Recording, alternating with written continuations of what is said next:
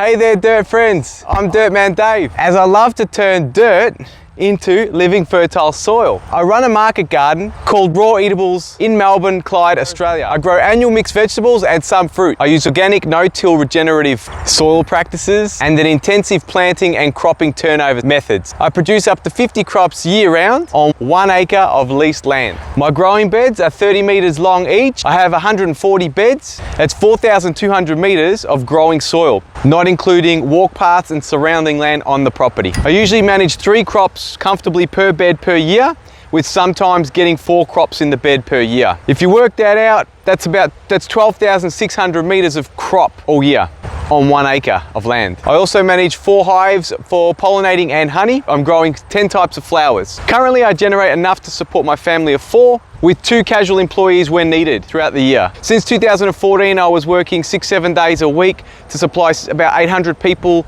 with food per week. That was with the 2 markets I used to run, a home delivery service and 3 wholesale accounts. However, in 2021, I changed that. I stopped that delivery service. Now I just do 2 markets at my farm gate in Clyde, and that feeds about 100 to 150 people per week. That doesn't include the 3 stores that buy off me when I've got an abundance. On the farm, I've invested in low-tech infrastructure to assist me to protect and to produce better quality crop. I do everything by hand and I use hand tools. I do not use any large tractors and I avoid all chemicals. I use a variety of good quality composts and manures. Some I make on the property and others I buy in bulk. I also use my high-end quality compost and brew that up and make compost teas. I also make worm cast teas to inoculate the bulk compost which I buy in. That makes it a better quality and more effective. My favorite crop to grow is tomatoes. I love tomatoes. I specialize in 3 varieties and they're jam-packed in flavor and they have a really good long shelf life. On my farm, I grow as many high-value crops as possible, including basil, beetroots, carrot,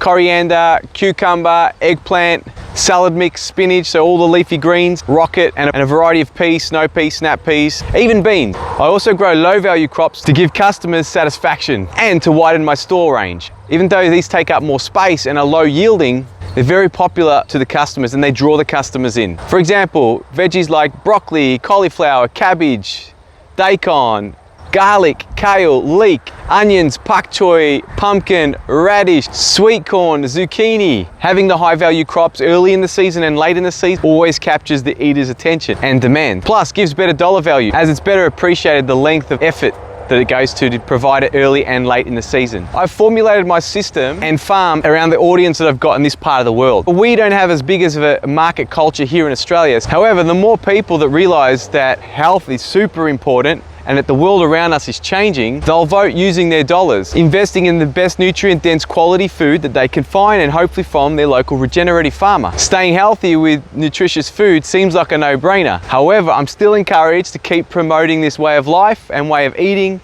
and the way of farming. If people are interested in supporting me, they could take a monthly membership on my Patreon group for just over $1 a day, or they can shop with me regularly. That means we get to connect in person, yeah. Anyway, thanks for watching, guys. If you want to learn more about growing your own food and don't want to miss out on this next season, sign up today on my Patreon and start asking questions there, where I'll be answering questions weekly. So it's basically personalized mentoring. Happy growing, guys, and talk to you later.